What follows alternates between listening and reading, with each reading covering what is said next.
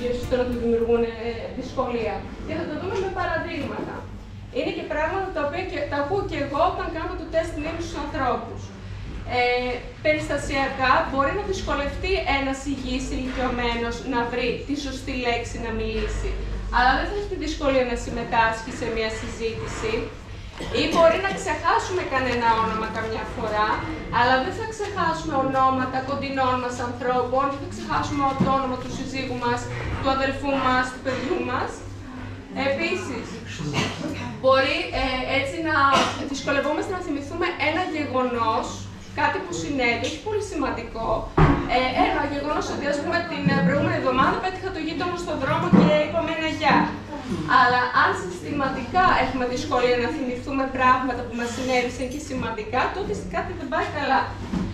Επίσης, αυτό με την ημερομηνία, το βλέπουμε, μωρέ, σιγά εντάξει, δεν θυμάμαι πώς ακριβώς έχει ο μήνας σήμερα, αλλά δεν θα πούμε ότι έχουμε άλλο μήνα ή άλλη χρονιά. Ή, για παράδειγμα, θα ξέρουμε που βρισκόμαστε, δεν θα χάνουμε τον δρόμο σε μέρη τα οποία κυκλοφορούμε μια ζωή. Και τέλος, μια άλλη δυσκολία που μπορεί να εμφανιστεί όταν κάποιος αρχίζει και εμφανίζει άλλη είναι δεν μπορεί να χειριστεί χρήματα. Δεν μπορεί να πάει στο μάρκετ και να πάρει σωστά ρέστα. Δεν μπορεί να πάει να πληρώσει ένα λογαριασμό, του φαίνεται πάρα πολύ δύσκολο σαν διαδικασία.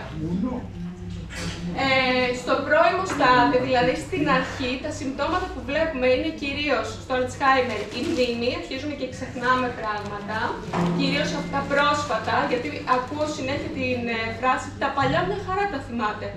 Στην άνοια όλοι τα θυμούνται τα παλιά, στο τελικό στάδιο φεύγει αυτή η μνήμη.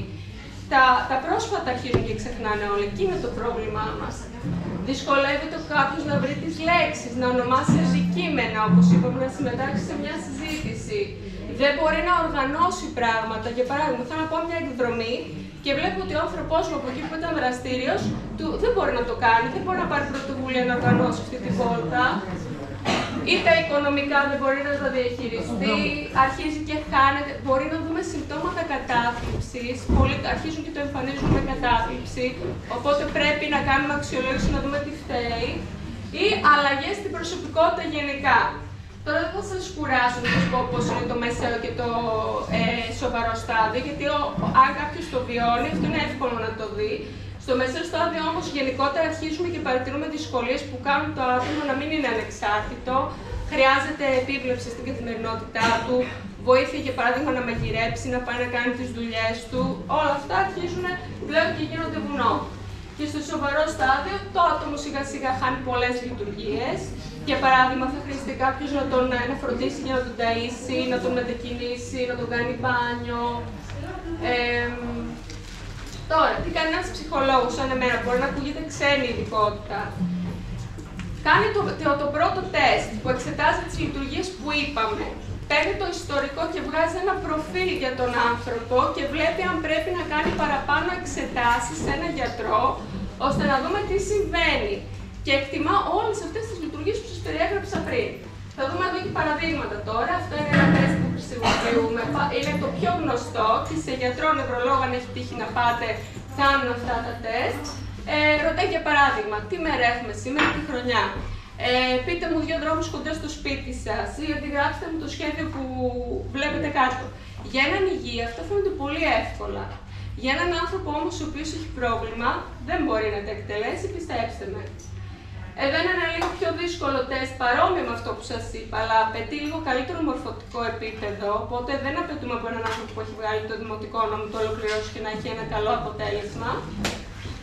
Εδώ αυτό είναι δύσκολο, συνήθως δεν το κάνουμε. Εδώ το κάνουν έτσι όταν θέλουν σε άτομα πιο υψηλού μορφωτικού επίπεδου. Επίσης να δουν αν υπάρχει άνοια. Αντιγράφω το σχέδιο από μνήμης, θυμούνται απ' έξω. Εδώ πρέπει να ενώσουμε αριθμούς και μετράει η ταχύτητα. Δηλαδή, βλέπω τους αριθμούς θα δώσει από το λιοεγκέφαλο στο χέρι να το κάνω όσο πιο γρήγορα μπορώ. Και εδώ, πολύ απλό, να αντιγράψω ένα ρολόι. Το κλασικό ρολόι που ξέρουμε όλοι μας. Δείτε εδώ πέρα πώς το κάνει ένας φυσιολογικός πάνω-πάνω και όσο προχωράει η άνοια, βλέπετε ότι δεν μπορούν να σχεδιάσουν. Εμένα μου έχει τύχει κάποιος να μην μπορεί να κάνει ούτε κύκλο, για παράδειγμα, να μην ξέρει να κάνω ούτε τον κύκλο. Γιατί, ξαναλέω, φαίνεται απλό, αλλά το να πιάσω το μολύβι και να γράψω, ο εγκέφαλος δίνει την εντολή. Δεν το κάνει το χέρι μου από μόνο του. Και εδώ άλλο παράδειγμα. Γιατί δίνουμε αυτά τα τεστ? Αυτά τα τεστ έχουν ένα σκορ, το οποίο μέσα από έρευνες έχουμε βγάλει ότι για τον ελληνικό πληθυσμό είναι αυτό το σκορ. Αν κάποιος το περάσει ή πέσει κάτω από αυτό, ανάλογα το τεστ, ξέρουμε ότι υπάρχει ένδειξη ότι μπορεί να έχει άνοια. Άρα κάτι πρέπει να κάνω, πρέπει να το εξετάσω περαιτέρω αυτό, δεν πρέπει να το αφήσω εδώ. Γι' αυτό, αν έχετε κάνει το τεστ σε πολλούς, μπορεί να έχω πει, πρέπει να σας δει ο νευρολόγος. Δεν σημαίνει αυτό όμως ότι έχετε άνοια. Αυτό σημαίνει ότι πρέπει να το ψάξω παραπάνω, γιατί μπορεί να μου έχει απορριθμιστεί ο θηροειδής και να έχει και άλλα συμπτώματα φαινομενικά άσχετα.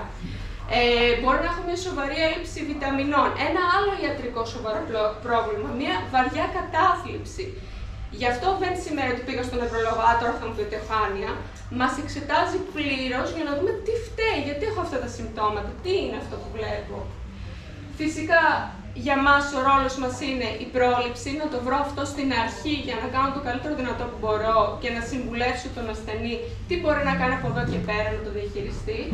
Να κάνω τη διάγνωση από άλλες ασθένειες, όπως σας είπα πριν από λίγο, και να δω σε τι στάδιο είναι. Είναι στο ήπιο, δηλαδή μπορούμε να κάνουμε περισσότερα πράγματα, ή έχει αρχίσει και μεταβαίνει στο μεσαίο και σοβαρό, πάλι και εκεί υπάρχουν έτσι πράγματα που μπορούμε να κάνουμε.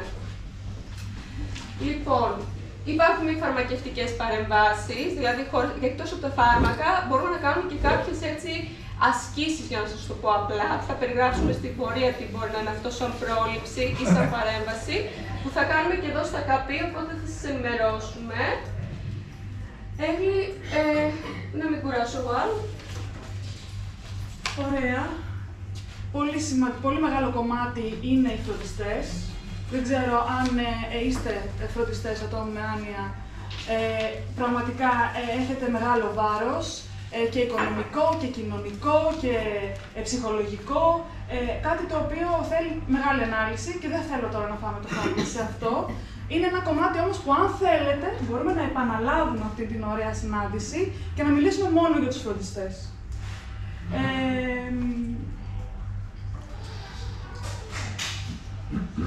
Πώς ερχόμαστε εμείς ως υπηρεσία Alzheimer να σας βοηθήσουμε, είτε ως φροντιστές, είτε ως ασθενείς. Η υπηρεσία Alzheimer υπάρχει στο Βόλο εδώ και 20 χρόνια. Παρέχει λοιπόν κάποιες υπηρεσίες. Υπηρεσίες για τους φροντιστές και τους ασθενείς. Για τους ασθενείς παρέχονται υπηρεσίες διαμονής, στο οικοτροφείο δηλαδή. Κάποιος ασθενής ο οποίος έχει νοσεί με άνοια, μπορεί να έρθει να φιλοξενηθεί στο Alzheimer έτσι ώστε ο φροντιστής ή οι φροντιστές του να βοηθηθούν, να πάρουν λίγο χρόνο για τον εαυτό τους, είτε για ξεκούραση, είτε γιατί κάτι χρειάζονται. Έχουν ένα σημαντικό, για παράδειγμα, χειρουργείο και κάπου πρέπει να φιλοξενηθεί το άτομο. Υπάρχει το κέντρο ημέρας, το οποίο έρχονται τα άτομα με άνοια το πρωί για κάποιες ώρες και γίνονται εκεί παρεμβάσεις με ψυχολόγους, με λογοθεραπευτή, με στόχο την νοητική ενδυνάμωση, την κοινωνικοποίηση και με πολλούς ακόμη στόχους. Λίγα λόγια για τον κοινωνικό λειτουργό, γιατί η Κωνσταντίνα σας είπε τι κάνει, εγώ τι κάνω όμως ως κοινωνική λειτουργό. Κάνω κι εγώ, κάτι κάνω. Είναι πολύ σημαντικό σήμερα να ενημερωθούμε, να πάρουμε την πληροφορία. Ακούμε για τεστ μνήμης και δεν ξέρουμε τι είναι αυτό και δεν είμαστε υποχρεωμένοι να ξέρουμε τι είναι, οπότε ας ακούσουμε τι είναι το τεστ μνήμης, ας ακούσουμε τι κάνουμε σαν δεύτερο βήμα. Οπότε, ο κοινωνικός λειτουργός θα δημιουργήσει δράσεις ευαισθητοποίησης και ενημέρωσης. Ειδικά αυτός ο μήνας, εχθές ήταν η Παγκόσμια ημέρα Alzheimer και αυτός ο μήνας, ειδικά στην εταιρεία μας, είναι γεμάτος με δράσεις. Την Πέμπτη ήμασταν στον Άγιο Νικόλαο μαζί με τα τόμοι της μαγνησίας και κάναμε μετρήσεις πίεσης και ζαχάρου. Γιατί αν είναι ρυθμισμένο το ζάχαρο και η πίεση, βοηθάει αυτό. Αν είναι αρρύθμιστα, υπάρχει πρόβλημα στο σώμα μας, άρα μπορεί να είναι ένας παράγοντας κινδύνου για άνοια. Είχαμε την Παρασκευή, η κυρία Μάρθα Σουσουρίδη οργανώνει το περίπατο μνήμης, θα το έχετε ακούσει. και κάνουμε πάλι δράσεις. Αυτό λοιπόν κάνει ένας κοινωνικός λειτουργός, ενημερώνει, δημιουργεί δράσεις, ενημερώνει την ίδια την οικογένεια, δηλαδή όταν έρθει, όταν μας χτυπήσει η πόρτα η ασθένεια, ενημερώνουμε τι έχουμε να περιμένουμε τώρα, τι θα μας δυσκολέψει, πώς πρέπει να προσαρμόσουμε το σπίτι μας, ποιον ειδικό πρέπει να έχουμε, σε πού μπορούμε να κάνουμε παραπομπή, αυτά όλα. Και φυσικά τον ίδιο τον ασθενή, για την ασθένειά του, για τα κοινωνικοπρονοιακά του, για τις κοινωνικοπρονοιακές παροχές. Πολύ σημαντικό λοιπόν είναι η πρόληψη, η ενημέρωση και η εκπαίδευση. Η εκπαίδευση αναφέρεται φυσικά στους επαγγελματίες υγείας. Εμείς με την Κωνσταντίνα είμαστε η υπηρεσία διασύνδεσης. Σας είπα κάποιες υπηρεσίες του Alzheimer, δεν σας τις έχω πει όλες, αλλά μία από αυτές τις υπηρεσίες είμαστε και εμείς, η υπηρεσία διασύνδεσης. Εμείς εδώ και 5 χρόνια δημιουργούμε σταθερές συνεργασίες σε διάφορα σημεία της Μαγνησίας, που είναι λίγο πιο απομακρυσμένα από το κέντρο της πόλης, με στόχο να παρέχουμε εκεί τις υπηρεσίες του Alzheimer. Κάνουμε λοιπόν test meetings, κάνουμε ομιλίες ενημέρωσης, κάνουμε εκπαίδευση προσωπικού. Τα άτομα που δουλεύουν σε κέντρα ημέρας, σε τόμοι, σε κέντρα κοινότητας, τα εκπαιδεύουμε έτσι ώστε να δούνε ότι υπάρχουν κάποια προβλήματα σε άτομα άνω των 60 που είναι στην κοινότητά τους, άρα να τους παραπέμψουν σε εμάς.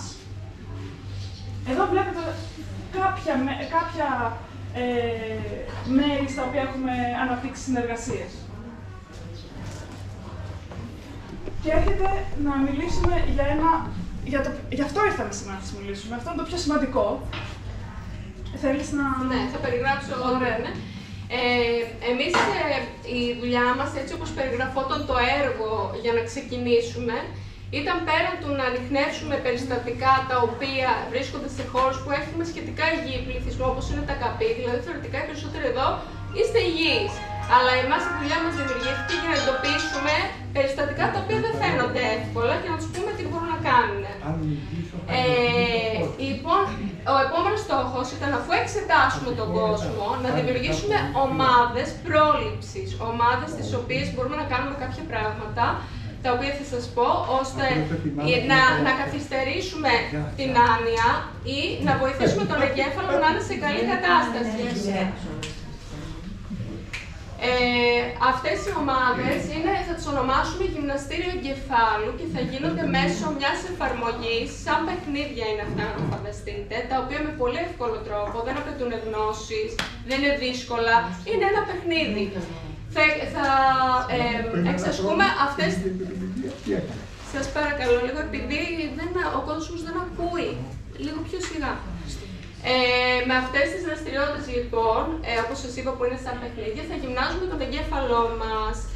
Αυτά όλα έχουν δημιουργηθεί από μια εφαρμογή, η οποία είναι αυτή που βλέπετε εδώ δεξιά, Agents λέγεται, και είναι φιλική για ηλικιωμένους. Το δημιουργώ εγώ και η Έγκλη μαζί συνεδρίες έτσι με παιχνίδια και θα συντονίζουμε τις ομάδες.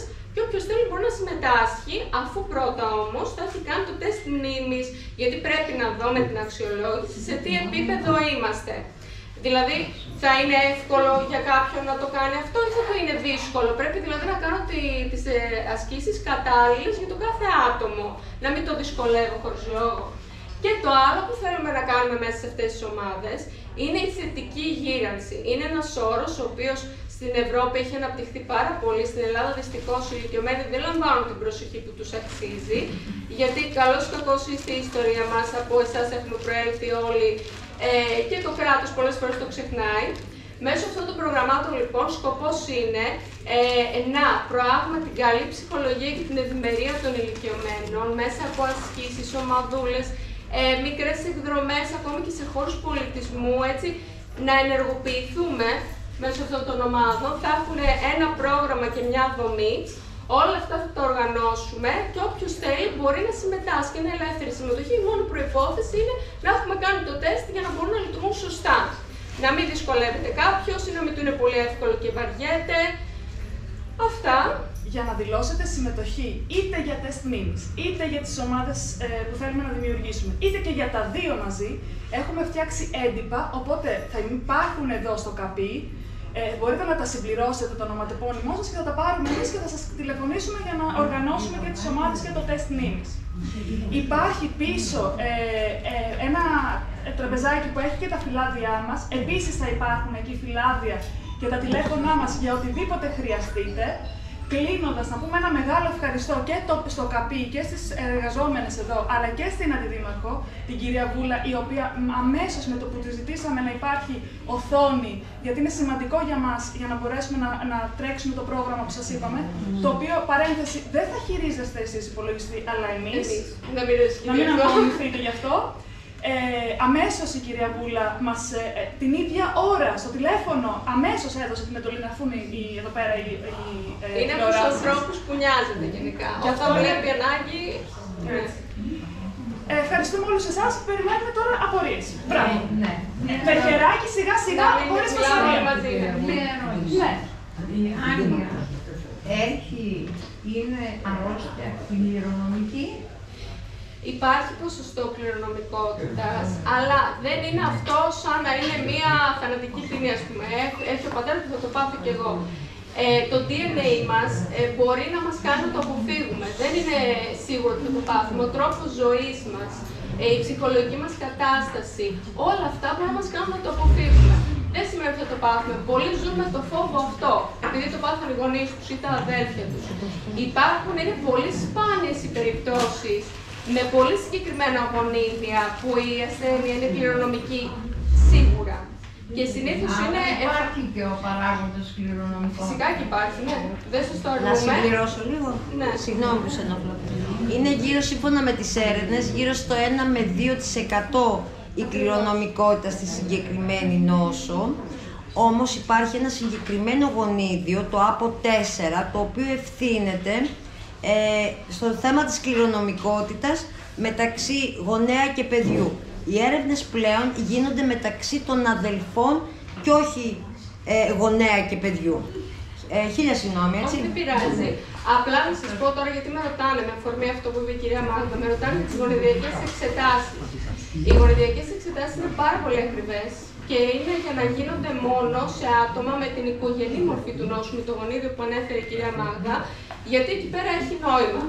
Δεν έχει νόημα να την κάνανε απλά το εμφάνισε ο γονιός μου στα 70 και στα 80, γιατί αν το δούμε λίγο ηθικά, σκεφτείτε να ξέρω εγώ από πολύ μικρή ηλικία, από τώρα που είμαι 30, ότι στα 80 θα πάθω άνοια. Δεν με βοηθάει κάπου, ίσα ίσα μπορεί να μου δημιουργήσει κατάθλιψη. Με βοηθάει όμως, εφόσον το ξέρω ότι το έχω κληρονομικά στην οικογένεια, να κάνω κάτι ενεργά γι' αυτό. Να συμμετάσχω σε τέτοιες ομάδες, να είμαι κοινωνικά ενεργός, να προσέχω την υγεία μου, να μην αφήνω αρρύθμιστα τα προβλήματα υγείας που έχω. Γι' αυτό ανέφερε και η πριν την πίεση και το διαβήτη. Πού μπορεί να γίνει αυτή η εξέταση? Ποια εξέταση? Του γονιδίου. Στην Αθήνα μόνο, σε εξειδικευμένα κέντρα. Ναι. Εσείς μπορείτε να μου δώσετε αυτά τα κέντρα να περάσουν από εκεί?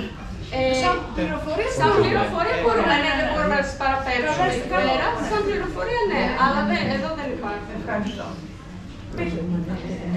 Για το πρόγραμμα αυτό που είπατε να ξεκινάτε, ήθελα να ξέρω, επειδή είπατε ότι θα τους εντάξετε, ανάλογα με το επίπεδο του τεστ μνήμης που έχετε κάνει, σε ποιο επίπεδο βρίσκεται, θα τους εντάξετε σε αυτό το πρόγραμμα.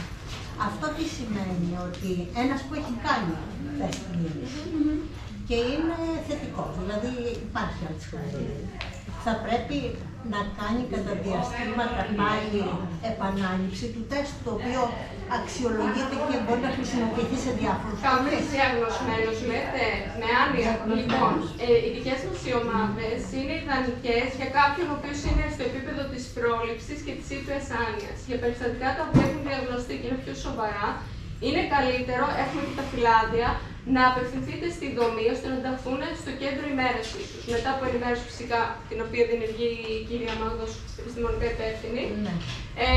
Γιατί δεν θα του είναι κατάλληλο το πλαίσιο εδώ, αν είναι στο μεσαίο στάδιο για παράδειγμα, είναι πιο σοβαρά. Εγώ ήθελα αυτή τη διευκρίνηση. Το ΚΑΠΗ είναι δηλαδή εξορισμού για υγιείς ηλικιωμένους. Καταλαβαίνω. Λοιπόν, όταν ένας κάνει τεστ μνήμης, είτε το έχει κάνει πριν από ένα χρόνο, είτε το κάνει τώρα, σημαίνει ότι για εσάς δεν θα έχεις το πρόβλημα.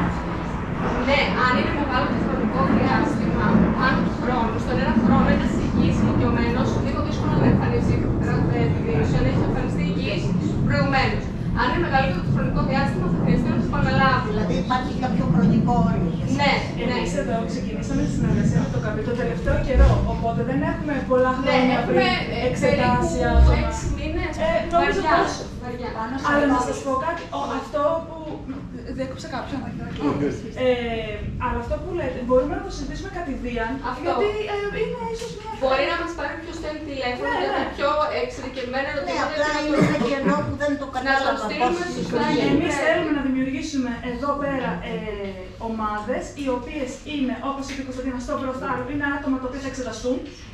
Γιατί πρέπει όλοι να είναι εξετασμένοι για να μπουν σε αυτήν την ομάδα. Είναι ένα κριτήριο αυτό. Να είναι άνω των 60.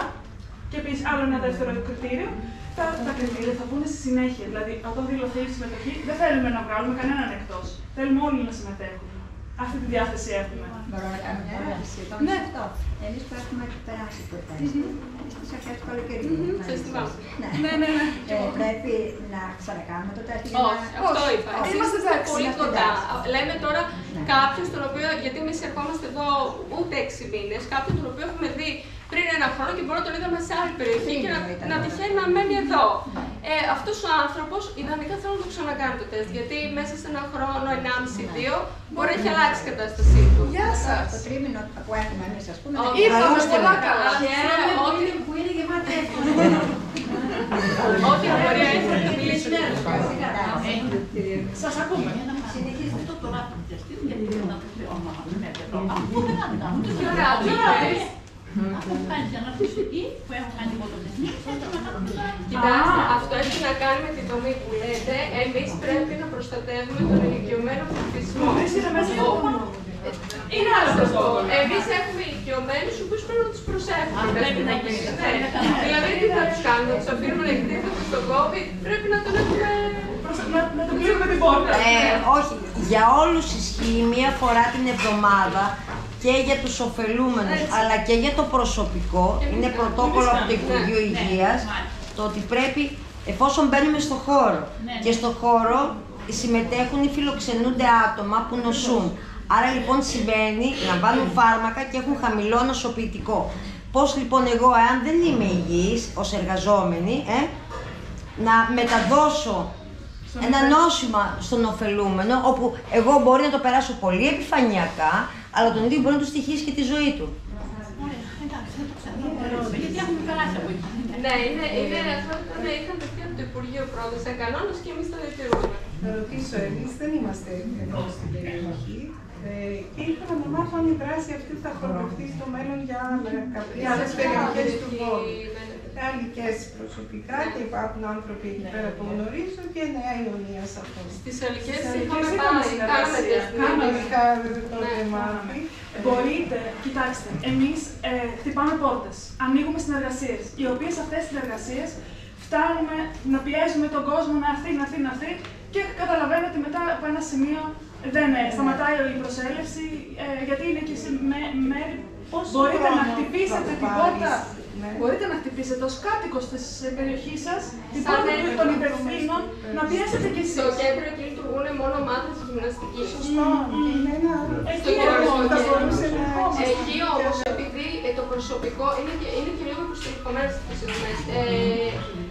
Υπάρχει όμως η θέληση, αν υπάρχει και ενδιαφέρον από τον κόσμο, επειδή στις Αλλικές δυστυχώς δεν υπάρχουν πολλές υπηρεσίες αυτού του τύπου και πάνε 2-3 άτομα και το ζητήσουν. Εμείς έχουμε καλή επαφή με την ψυχολόγο εκεί πέρα, μπορεί να μας πει ότι υπάρχει ανάγκη. Η Νέα Ιωνία, η αλήθεια είναι ότι τη θεωρήσαμε λίγο ότι έτσι μπορεί να έχει μια επαφή με το κέντρο, αλλά αν υπάρχει ενδιαφέρον μπορούμε να ξεκινήσουμε και εκεί συνεργασία. Έχει να κάνει πάντα και με τις δομές που βρίσκονται στην κάθε περιοχή, δεν είναι μόνο δικό μας. Δηλαδή, εμείς πάμε σαν επισκέπτες για να καταλάβετε. Και πόση θα είναι η διάρκεια, δηλαδή αυτών όλων των συνεδριών, γύρω στα 50 λεπτά θα είναι. Για πόσο χρόνο? Για πόσο χρόνο? Κοιτάξτε, αυτό θα το δούμε με βάση τα άτομα. Εμείς θα ορίσουμε κάποιες συναντήσεις δομημένες. Αυτό θα το δούμε στην πορεία, θα βγει δηλαδή ένα πρόγραμμα αναλυτικό. Θεωρώ δηλαδή κάθε εξάμηνο που μπορούμε να τις ανανεώνουμε. Θέλετε να τελειώσουμε? Ωραία. Σας ευχαριστούμε πάρα πολύ.